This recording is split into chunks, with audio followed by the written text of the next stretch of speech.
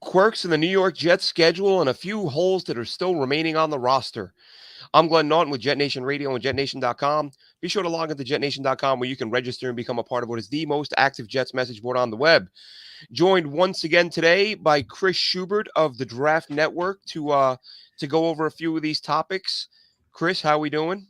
Doing well, Glenn. Nice that we have the schedule out. We can parse through it. We can give our predictions on wins and losses. I know that's what everybody was doing yesterday. It's always fun to see how many national games you get, what the national schedule looks like, and for the Jets this year, it was a new phenomenon. 5 primetime games for the New York Jets. It's going to be a weird year. Still not ready for it, but it's going to be a weird year.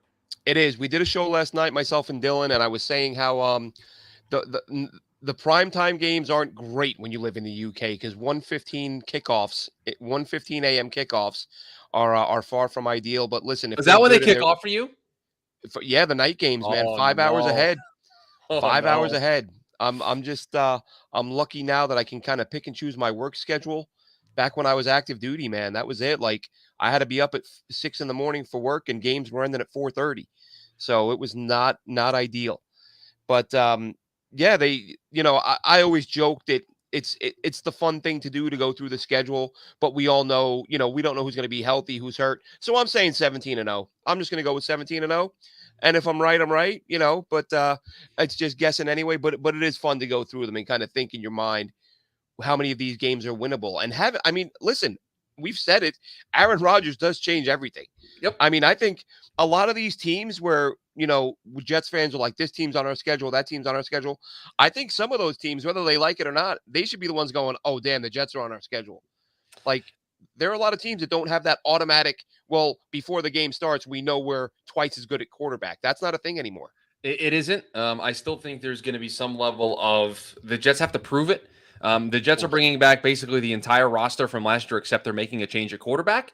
And the entire roster last year only won 7 games and was very bad in the second half of the season. So they have to go out and prove it. I will say this. I was very concerned about where the Jets were going to be this season because of the schedule. A lot of these games concern me. Drawing the Chiefs, drawing the Chargers. Like, these are just teams you just don't want to have to play during the regular season. And I will say, when the schedule got put together and I was able to see it kind of laid out in an order that wasn't just these are the teams that the Jets are going to play, my first run through, and I've been critical on this show when we've done it, that I have thought that this team maybe doesn't have as high of a ceiling as everybody else thinks they do. I got to 11 wins on my first run through, and I didn't love it. I was like, oh, that's higher than I thought they were going to be. They have to get to the bye week in week 7 at least 3-3. If they get to the bye week at 3-3, they have a chance to do something special in the second half of the season, because from week 12 on, that schedule is incredibly favorable to the New York Jets. I would go as far as to say that from week 12 on, if we get the Aaron Rodgers that everyone thinks we're going to get, the Jets will be favored in every game they play from week 12 on. I think, as I said, we discussed it last night. I think the X factor in those first 6 games is Denver. We have no idea what they're going to be. They can be infinitely better than they were last year if they get the old Russell Wilson back. Sure. He was such a huge difference. I mean, they didn't even have him under center when they played the Jets last year. But to me, Dallas, like, Dak's a beatable guy. Dak throws a ton of picks, and this defense is going to bring a ton of pressure. Buffalo last year, I mentioned a couple weeks ago, if you look at when the Jets traded for Aaron Rodgers, and people were tweeting out that, nothing had changed, the AFC East was still the same. Former Bills receiver Cole Beasley, he tweeted out, he was like, go watch those games from last year. And that was without Aaron Rodgers. Like, the Jets split with Buffalo, and really in both games, in the loss, gave them all they could handle. And that was with, 32nd ranked quarterback play. So I think the Jets are, when you only make one big move and you want to get a lot better, it better be Zach Wilson to Aaron Rodgers, because you have the chance to go from 10 touchdown passes to 35 touchdown passes. 100%, 100%. And that first 6-week schedule, you look at Dallas as a game that you would say the Jets should win that football game. You look at New England at home as a game where they should finally break the curse of not having beaten New England for the last 7 or 8 years. That should be the game at home that you should take care of. Then, okay, I got you 2. Can you get me one of Buffalo, Kansas City, Denver, Philly? And it's so funny to me because the thing that the 3 that I thought were the easier ones for the Jets to get were at Dallas, home against New England, and at Denver. And I'm like, okay, they'll get to 3-3. I'm then saying that the Jets are going to lose 3 home games against Buffalo, Kansas City, and Philly. If you just win one of those games and take care of the other three that we think are pretty favorable for the Jets, you're at 4-2. And then you're looking like the team that everyone thinks you're going to be. Because again, coming out of the bye, I really like the way they have a home game against the Giants. I don't care that there's a little @ symbol there. Okay, it's a home game. They get to host the Chargers on Monday Night Football. They go to the Raiders. They should be able to win that game. The second half of the schedule after the bye sets up very, very favorably for them. If they can get through that first 6-week stretch at 3-3 or 4-2, it is going to be a very special season. Now, Glenn, you normally do this on this show. Do you mind if I take over the ranting for just a second? Go right ahead. Because there is a member of the Jets media that I like very much that pushed back against everybody who talked about, because, all right, I'll ask it to you this way. Glenn, do you not agree that those first 6 weeks are tough? It's a tough stretch for the Jets? Absolutely. It's a tough stretch, right? Absolutely. Well, people pointed that out on Twitter to a certain beat reporter of the team that will remain nameless for the sake of this conversation, and said, beat reporter says, you're not allowed to talk about a schedule being brutal or a schedule being tough when Aaron Rodgers is your quarterback. And I'm sorry, if this is the way the goalposts are going to move, that now that 39-year-old, 40-year-old Aaron Rodgers is in the building, and you're not allowed to objectively look at a schedule and say, man, the Jets have their work cut out for them when they're playing, I don't know, the Super Bowl champs, the current NFC champs, and a team that everyone thinks could be in tension for the AFC in the first 6 weeks of the season. If you're not allowed to point that out because Aaron Rodgers is their quarterback, then guess what? We are not going to make it through 17 weeks as a fan base. It's just not going to happen. No, that's that. I think I know what you're referencing because somebody sent that tweet to me and said, basically, can you believe this? And I thought the reporter shares the same initial as my first name. That's all I'll say. Yeah. It's and I like this person. I like this person a lot. I've heard they do you say very you like good this work. person. But just it was baffling to me that that's the direction he went last night. Yeah, well, the funny thing is I meant to try to look it up because he commented earlier in the offseason about how, the Jets have now added, a GOAT, Hall of Fame, whatever quarterback. And I don't remember. I have the worst memory. But if someone says something that like stands out enough, I'll remember it. And I recall that specific person tweeting out after Aaron Rodgers lost that playoff game, 13-10. Aaron and the Packers lost that game to the 49ers, his last playoff game. That same person tweeted out something along the lines of, this is a couple of years ago now, but something along the lines of, it's time to stop discussing him as an all-time great. He chokes in every big spot. Something along those lines. I'm not saying that was the direct tweet, but it's funny now to go from that to like, well, you better not ever lose a game again because you got this guy. Oh, the guy who we need to stop discussing as being a great player, that guy? There's nuance. You can be very excited about the Jets and you can be very excited about Aaron Rodgers and you can believe that the Jets are going to win more games than they have had in recent memory. Absolutely. You can also believe that the Jets are going to be favored in a lot of their games. Yep. But you can also look at the schedule and say, we're going to learn a lot about this team in the first 6 weeks, and this stretch is very important to setting up for the second part of the season. I'm not saying they're going to go 0-6. I'm not saying they're going 1-5. Is it possible? Yeah, if they lose to Buffalo, Kansas City, and Philly, those are 3 losses right there. You get a couple bad breaks to go your way. You could start the year slow, and then we're going to ask a lot of questions. But I don't think it's like terrible to be like, yeah, that's a tough stretch. You don't think the Kansas City Chiefs look at their schedule? And I'm going to pull their schedule up. I haven't done this yet, but I'm just going to make the point. You don't think the Kansas City Chiefs look at their schedule and they go, at the last 2 weeks of the season playing Cincinnati and the Chargers, and they don't look at that and go, oh, those are tough 2 games for us at the end of the season. That they don't look at the fact that they have to play Miami and then come out of the bye and play Philly and say, wow, those are 2 tough games for us. They have to go to the Jets and Minnesota in back-to-back weeks, and they don't go, oh, that's a challenge.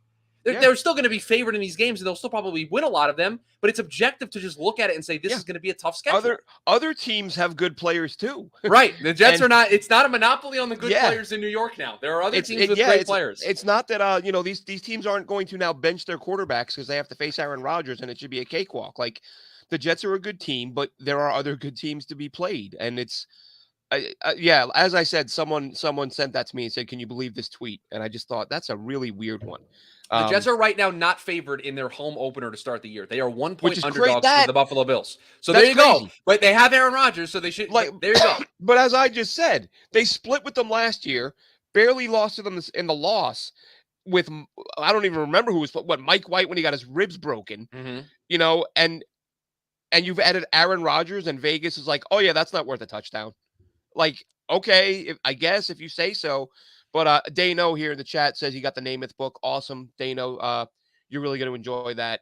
And listen, that's my hope. I see you saying Brees and Izzy, those guys in the backfield. I'm curious to see what happens with the third running back spot. We've talked about Izzy.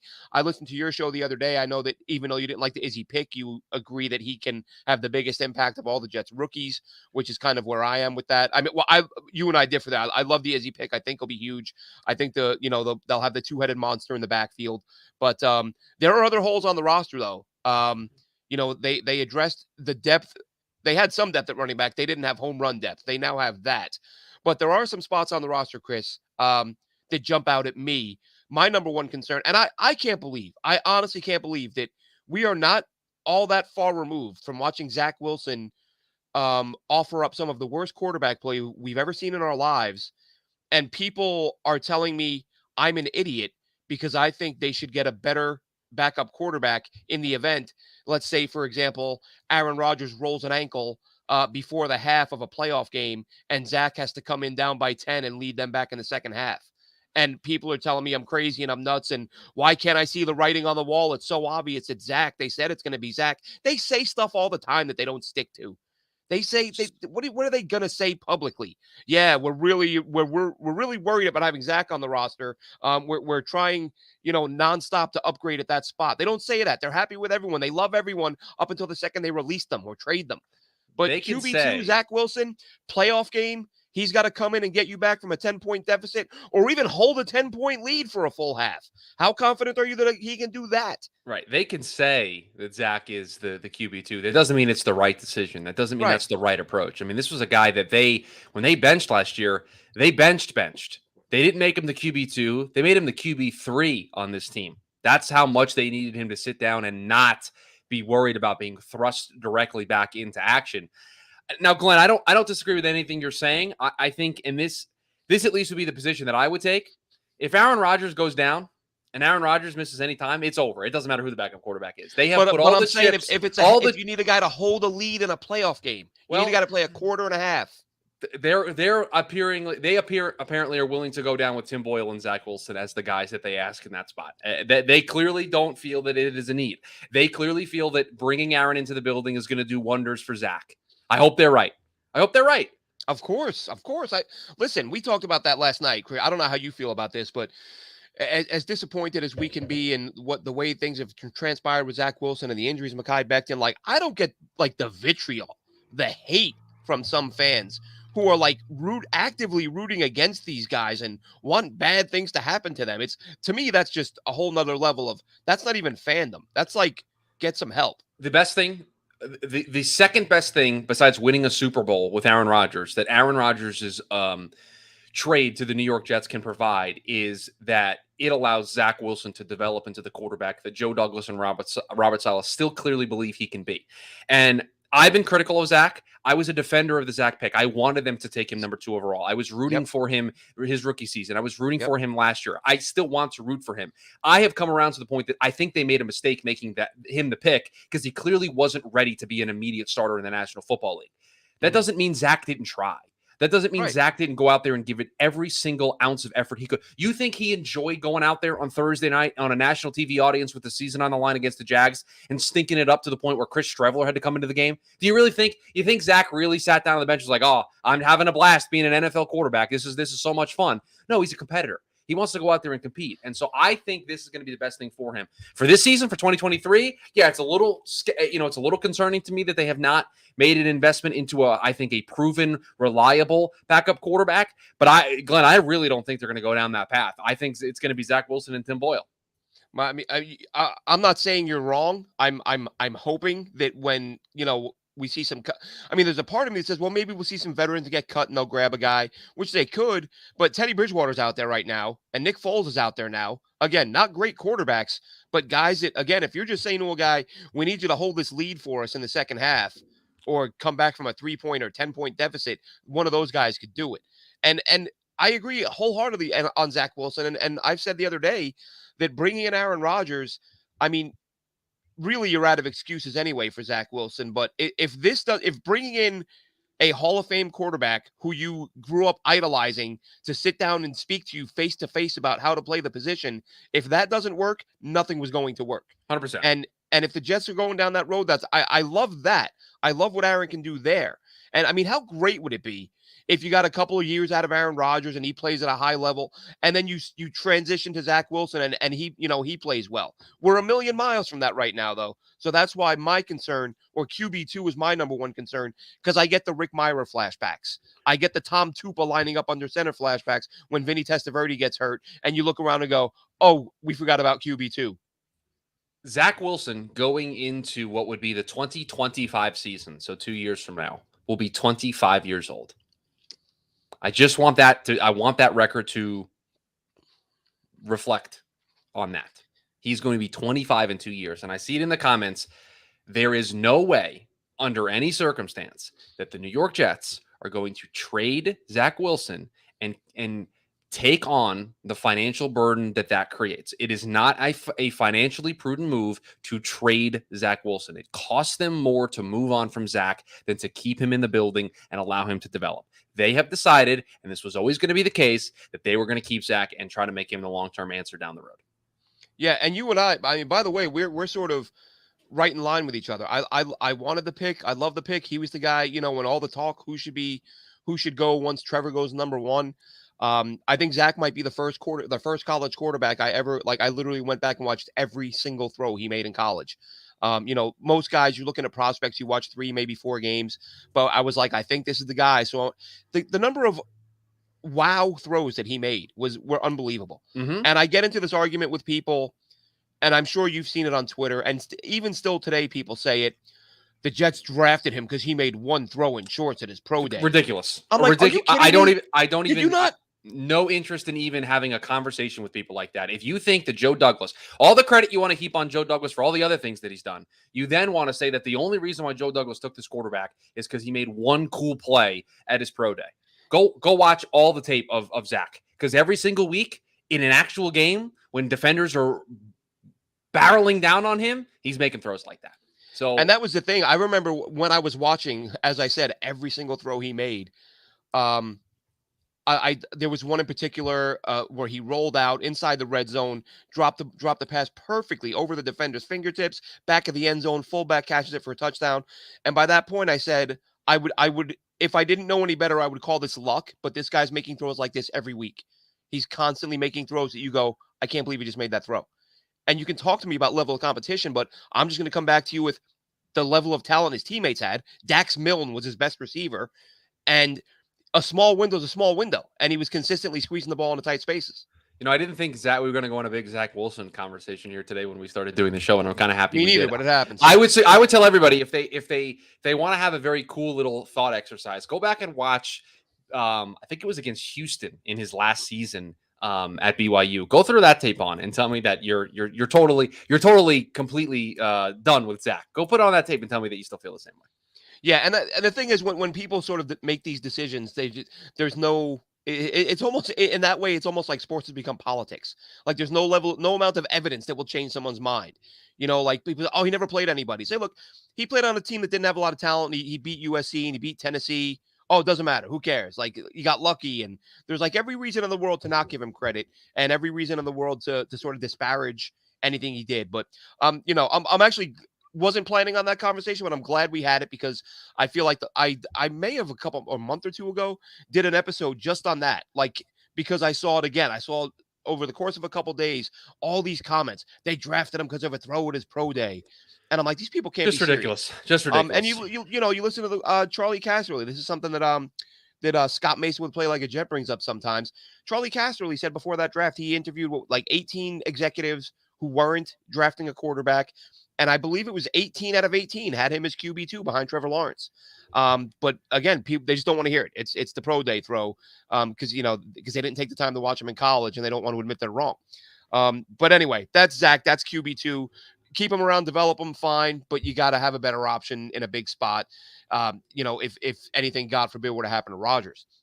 Another position where it's not a pressing need in terms of not having quality starters, but we saw, and I don't know if you saw this report, Chris. Sauce Gardner apparently was quoted earlier today or yesterday. I just saw the quote a few hours ago saying that Odell Beckham was so close to being a Jet, he had his number picked out. He was going to wear 7. They thought it was a done deal. So even though the Jets didn't match the ridiculous price that Baltimore paid for him, Odell wasn't going to be cheap. So I'm sure they realized that they could use another body in that receiver room. And the group they have right now, I think, is, Garrett Wilson. If Corey Davis is healthy, I think they can be an above average group. But they're not an upper echelon group, which some people seem to believe. They need more guys. We don't know what we're getting out of Mecole Hardman. They can say he's not going to be a gadget guy, but that's what he has been to this point. Until he proves otherwise, you can't rely on him for much more than that. Are you worried? Well, not worried. Would you go out and make a move to try to add a veteran receiver? As we discussed, there's not much in the free agent market. There's not. I would have loved to have seen them use a draft selection on a wide receiver, specifically on day 2, but they didn't. With what they did with the first round, they basically had to go O-line with their second pick. Yeah, I mean, listen, there's good, bad, or indifferent. There's a lot of stock being put into what Garrett Wilson did in his rookie season and him continuing to be that good for all 17 games, and with Aaron throwing him the ball, that feeling like it's going to unlock a new level of Garrett Wilson. Because that's what this room is. It's Garrett Wilson and then, a couple of nice complementary pieces in Allen Lazard and Corey Davis. And I know Corey's had his fair share of drops, and I know Corey he's been hurt here. But when he's on the field, he has been very, very productive. He's been a very good player. And so having Allen Lazard, having Corey Davis to kind of be those extra complementary pieces, you have Mecole Hardman. Listen, the Jets just won't. They're going to try to make Denzel Mims a thing for as long as humanly possible. They're just going to try. They're just going to keep him on the roster, and he's going to have an opportunity. And in fairness to Denzel, he asked for a trade. The Jets said, hey, we'll try to get a trade for you. They couldn't find a trade partner. They kept Denzel, and Denzel went out there and worked his butt off all season. Didn't complain, didn't say anything, didn't complain, just went out there and did what he needed to do. So all the credit in the world to Denzel Mims. I won't say a bad word about him. And then Randall Cobb. That's the 6 guys that they're going to roll with into this season. Now, I don't think Randall's going to get on the field very much. I think you're looking at those 5 guys: Garrett Wilson, Allen Lazard, Corey Davis, Mecole Hardman, and Denzel Mims that are going to get the majority of the workload. And we'll see. Should they go out and get, Sammy Watkins is available and free? That doesn't really do anything for me. Kenny Golladay, that didn't work in the other New York team. I don't think we're going to do that here. Julio Jones, 34, older player, injury history, is not the player that he used to be. Jarvis Landry, Byron Pringle. I'm just looking at some names here. None of those guys really do a whole lot. I know there's the idea of trading for DeAndre Hopkins, but what are you going to trade for him? Your first and second round picks in the 2024 draft are locked up because they're part of potentially a sliding scale of compensation depending on what happens with Aaron Rodgers. So you can't move either of those. So you're going to move a third round pick, and you're going to you're really just going to push everything all in for 2023. I just don't see it. I think this is the group that they're comfortable rolling with. Yeah, I think that Charles here says trade Denzel Mims. Mims has no value at this point. I mean, the best hope if they wanted to move Mims is that there's a team that loved him in the draft and says the things that ail him have been the Jets. It's not Denzel, and maybe if he has a strong preseason. But I agree, they're going to give him every chance. But I do think he's hanging on to this roster spot by a thread, and I like the guy. I mean, obviously, I'm rooting for everybody wearing the uniform. But he's another one of those guys. Like, I feel like he's been so beaten up in the media. But listen, he's earned some of it. I mean, he's had way too many drops. As far as I think Corey Davis, the biggest, the most frustrating thing with him was that he had all those drops 2 years ago, which were, you look at his history, you go through year by year. That was sort of his outlier. And I spent the whole offseason saying that he's not going to have the drops. He's not going to have the drops. He's going to be fine. And he only had I think 2 or 3 drops last year. But one of them came on his first target of the season. And then everyone, same old thing. And I thought, oh, my God, like, of all the things that could have happened on the first ball they threw him. So the narrative stayed alive. And then even in that game, he's made great leaping catch over the middle, got his legs taken out from under him, and he held on. Like, he made a lot of good plays after that. But it was like an entire offseason of all he does is drop the ball. And then he dropped his first target. And it's like that story had to live on for the rest of the year. And I think on the year, he had 2 or 3 drops. Which isn't bad. And I actually looked the other day. I don't have the numbers in front of me, but looked at Lazard versus Davis. For his career, Lazard has a higher drop rate than Corey Davis does. But he also had 1 year where he had like 15, just as Davis a couple years ago had like 9 or 10. So they each had one really big year. Mims, good size speed guy he is, but we got to see what he can do, Matthias. We got to see him stay healthy. And we got to see him hold on to the damn ball, really. When you're getting limited opportunities, you can't be dropping passes. And that's kind of what we've seen with Denzel Mims. 100%. 100%. He's got to make do with the opportunity that's given to him. Yeah. The other spot, and I think we've mentioned this, but we can touch on it briefly. I don't know. what your schedule allows, Chris. I don't know how much or if at all you've been able to watch more of these sort of small school UDFAs. I've taken some time the last few days. Jarek Bernard Converse. I'll tell you what. We talk about how he played safety at Oklahoma State, but Oklahoma State. I'm drawing a blank now. I forget who they. I watched an Oklahoma State game last night or this morning. And it must have been a situation where it was his first game at corner, or he must not have had a lot of experience at corner. By the end of this, I might remember who it was. That's not the important part. They went after him. He saw 4 or 5 targets early on. He had 3 passes broken up. Like again, playing at corner, where I was a little surprised because I turned the game on having read he only played safety at Oklahoma State. I turned this game on, and I think in the first quarter he had 3 passes, 3 PBUs in a quarter. And I was like, wow, this apparently they did give him some run at corner, and he looked good there. Then of course he goes to LSU where he plays well there. So I did like that. It's going to drive me nuts to not being able to remember who they played. But like I said, he looked like a playmaker. Watch some LSU. I think LSU Texas A&M, I think, was the one I watched after that. Where he had a pick in the end zone and just great length. The receiver had a little bit of separation, was able to get a hand in there, pull a pass away, and pick a ball off in the end zone. So he's a guy. Maybe he surprises a little and gets some playing time. But I don't know what your thoughts are on him. Any thoughts on any of the other UDFAs who could fill some of these gaps on the roster? Yeah, I mean, look, these UDFAs that we talked about them last week or 2 weeks ago when we had a conversation about this, and we talked about that there was a priority here from the Jets of what positions they ultimately targeted. They wanted some depth at some key positions, specifically on defense, with how they went and attacked some of these UDFAs. I haven't had a chance to deep dive. I know Jarek Bernard Converse is somebody that they think can play in multiple different positions, and they can move him around and be extremely versatile. And so I feel like that might be a spot for him. But we were talking about positions that we would like to see the Jets maybe do an upgrade in. I'll throw it out there because I will continue to pound the table that they don't have a good enough room in this regard. I don't love what this linebacker group looks like. I'm still incredibly skeptical of this group. Quincy they love. CJ Mosley was fine last year, but they lose Quan Alexander, who I thought was kind of the heartbeat at times, would bring that energy, would bring that aggressiveness, would just massive tackles that would just absolutely excite this team. And I don't know if they necessarily have that. And I don't love the depth behind them. So that's a position that if they can go out and find somebody, whether it's bringing Quan back or something else in that regard, that I would love that for that to be a position they address. Yeah. One thing I did get a chance to do was, watch a little bit more Zaire Barnes. And that was a thought that crossed my mind. And I thought, I know a lot of people have said it. I thought back to when you and I said it last week that, are they a little bit too high on Quincy Williams? Is he a guy who could, who they can replace? And Zaire Barnes, I mean, he had a few wild plays where I thought, is this a guy who can because listen, something I do, I know a lot of fans do it. And I try not to, is that sometimes when you see these late round guys, not only are they who are not only late round guys, but like out of really small schools. So it's hard to get a feel for them. It's hard to find, game film of them. It's hard to find games at all.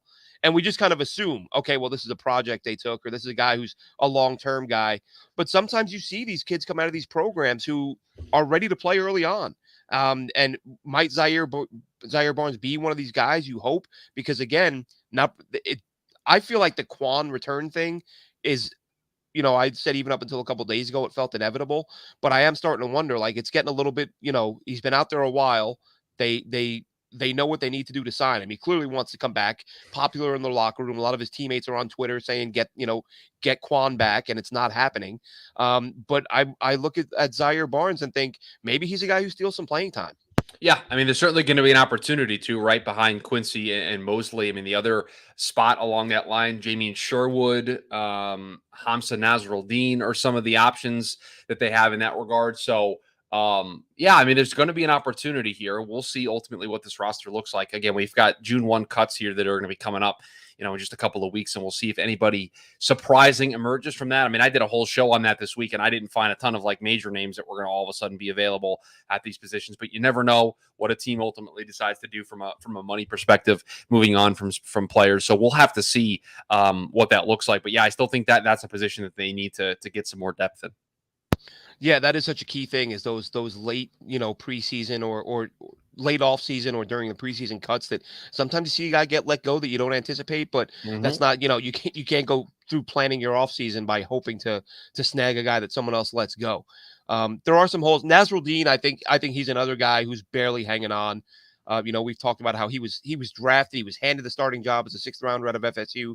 And then by the middle of week 2, he was on the bench and he hasn't started a game since. And he's probably only played about 20 reps in the 2 years since then. So I think he'll be gone. So, but they'll be shopping after during camp cuts. They'll be looking for more depth there. But any other spots that jump out at you, Chris, that concern you before we wrap this one up? Anything you look at this team and think, between now and the start of the season, they've got to make a change here? No, I mean, they've done a great job, right? We've kind of been negative with some positions that we think need addressing, but let's give them credit. They went out and got Quentin Jefferson and Al Woods to help Quinnen on the interior. I thought that was really good. You could never not have enough offensive line depth, so I'd love to add a player there. I mean, to me, Glenn, I see this going. I see this going this way. I see Dwayne Brown being the starting left tackle. And I see Mekhi Becton winning the starting right tackle as long as he's healthy, right? I mean, that was what we were going into last offseason with thinking, and then Mekhi got hurt. But up until Mekhi got hurt, he was looking great in camp. So I think that's going to be what they do. Max Mitchell will be your swing tackle, can play either side in a pinch, and he's your emergency option. You feel really good there. Laken Tomlinson, Joe Tippmann, Elijah Vera Tucker is your interior of your offensive line. Right, AVT's scheduled to be ready for training camp, right? He's supposed to be ready to go. As far as I know, yeah. So that he feels like he's well on a path of being able to be the starter. And so then you've got Billy Turner, who they brought in as some depth. You're going to have Connor McGovern as some backup center depth. And then I'm looking here right now. They've got Wes Schweitzer and Tristan Colon as their interior guard play.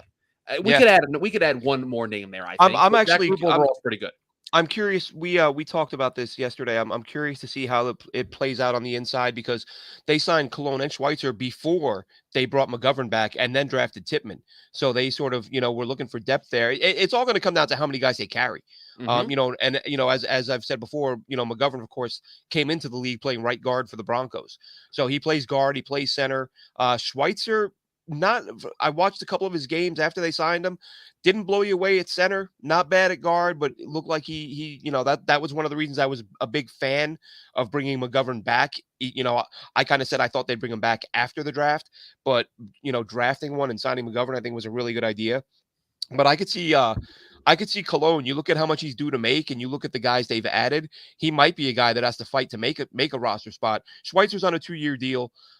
Cologne, I think, is only like $1 million. It's a low number. And, we just saw them sign, who they signed and cut the other day. The tackle that they had in last year, whose name I'm drawing a blank on Nate right Herbig? now. What's that? No, Herbig was the guard. Okay. Yeah, the tackle. I'm drawing a blank right now. But they cut him, the former Bengals first-round pick out of A&M. I got nothing for you. Yeah, so I'm drawing a blank. Anyway, they cut him yesterday. Dylan and I talked about him just last night, and I'm drawing a blank. But they cut him. They only brought him back a couple weeks ago, but had him at tackle. And I think it's going to come down. Do they carry 9? Do they carry 10? Do they carry 11? They brought in a lot of bodies.